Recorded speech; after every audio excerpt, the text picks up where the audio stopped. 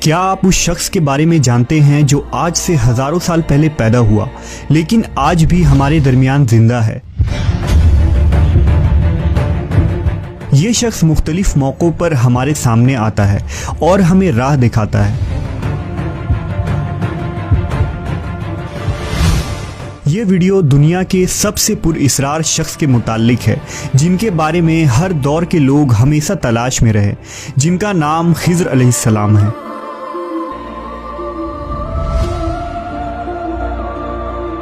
حضرت خضر علیہ السلام کو ہمیشہ زندہ رہنے کی قوت کیسے ملی، اس کے متعلق مختلف واقعات ملتے ہیں۔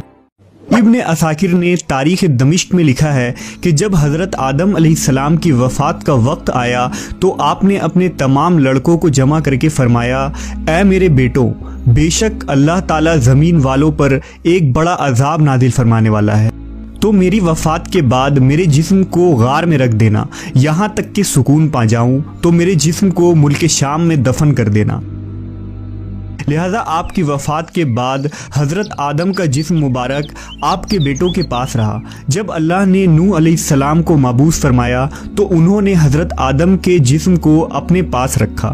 جس وقت اللہ نے زمین پر طوفان بھیجا اور پوری زمین ایک زمانہ تک ڈوبی رہی، پھر طوفان ختم ہونے کے بعد حضرت نوح بابل شہر میں آ کر ٹھہرے اور اپنے تینوں بیٹوں شام، حام اور یافس کو وصیت کی کہ آدم علیہ السلام کے جسم مبارک کو اس غار سے لا کر شام میں دفن کر دو جہاں انہوں نے وصیت کی تھی۔ تو ان لڑکوں نے کہا، زمین وحشت ناک ہے، نہ کوئی اس زمین سے مانوس ہے اور نہ وہاں کا راستہ جانتا ہے۔ حضرت نوح نے کہا، حضرت آدم علیہ السلام نے اس شخص کے لیے جو ان کے جسم کو دفن کرے گا قیامت تک زندہ رہنے کی دعا کی ہے۔ پھر آپ کا جسم مبارک اسی طرح رہا یہاں تک کہ حضرت آدم کے ایک سلبی اولاد جن کا نام خضر تھا، انہوں نے آپ کے جسم مبارک کو دفن کیا۔ اللہ نے حضرت آدم کی دعا قبول فرمائی تو حضرت خضر علیہ السلام جب تک اللہ چاہے گا زندہ رہیں گے۔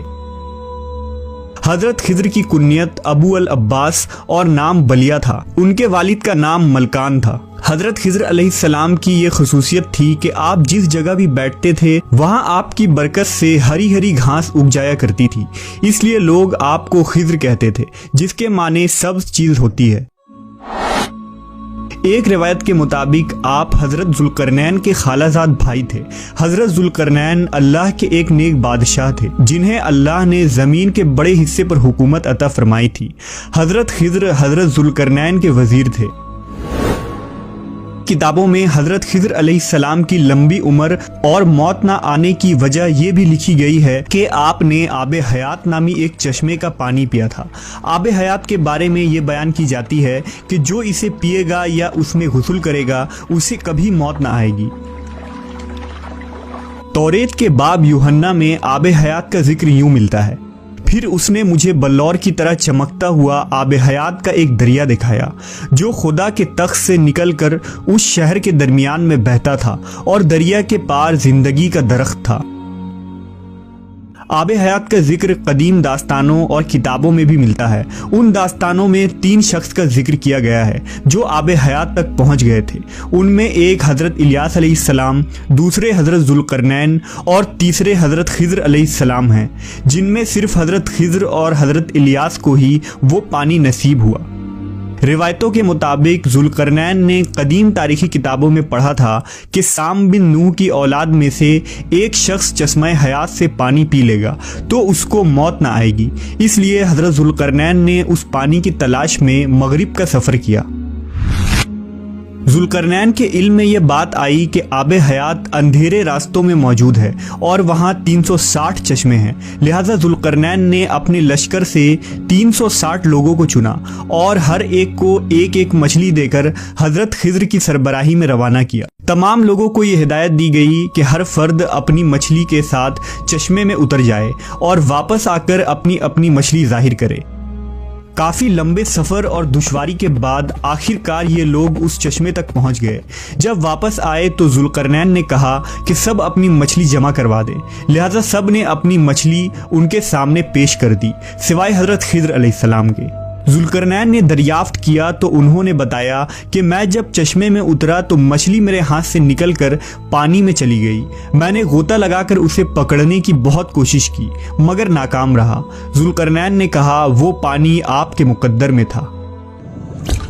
آب حیات میں غوطہ لگانے اور اس مقدس پانی کو پینے کی برکت سے حضرت خضر ہمیشہ زندہ رہیں گے اور آپ کو کبھی موت نہ آئے گی۔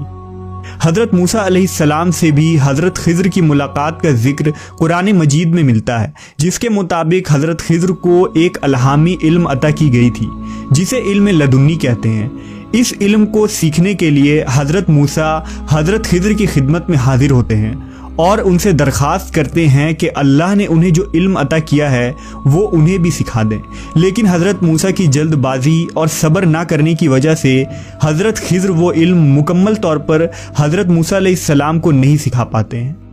بعض علماء نے اس واقعے کو دلیل بنا کر حضرت خضر کو نبی قرار دیا ہے، کیونکہ ایک پیغمبر کو ایک عام بندہ کوئی علم نہیں سکھا سکتا۔ حضرت خضر علیہ السلام کو جو علم لدنی عطا کی گئی تھی، اس کے ذریعہ آپ مشکل میں پھنسے لوگوں کی مدد فرماتے ہیں اور گمراہوں کی رہنمائی کرتے ہیں۔ لوگوں میں یہ بھی مشہور ہے کہ آپ راستہ بھٹک جانے والوں کو راہ دکھاتے ہیں۔ اگر کوئی اللہ کا نیک بندہ مشکل کا شکار ہو کر راستہ بھٹک جاتا ہے تو حضرت خضر علیہ السلام اس کی مدد کرنے عین وقت پر پہنچتے ہیں۔ روایتوں کے مطابق حضرت الیاس علیہ السلام کی ذمہ داری سمندر میں لوگوں کی رہنمائی کرنا ہے اور حضرت خضر زمین پر لوگوں کی رہنمائی کرتے ہیں۔ بعض روایتوں کے مطابق خضر علیہ السلام نے حضرت محمد صلی اللہ علیہ وسلم کے ہاتھوں پر بھی بیعت کی ہے اور مدینہ میں آپ صلی اللہ علیہ وسلم سے ملاقات کے لیے بھی آیا کرتے تھے۔ اس کے علاوہ عمر بن عبدالعزیز سے بھی حضرت خضر کی ملاقات ثابت ہے۔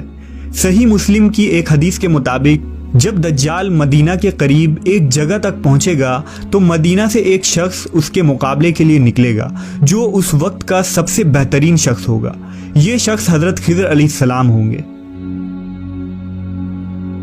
حضرت خضر اور حضرت الیاس دونوں زندہ ہیں اور ہر سال حج کے موقع پر ملتے ہیں۔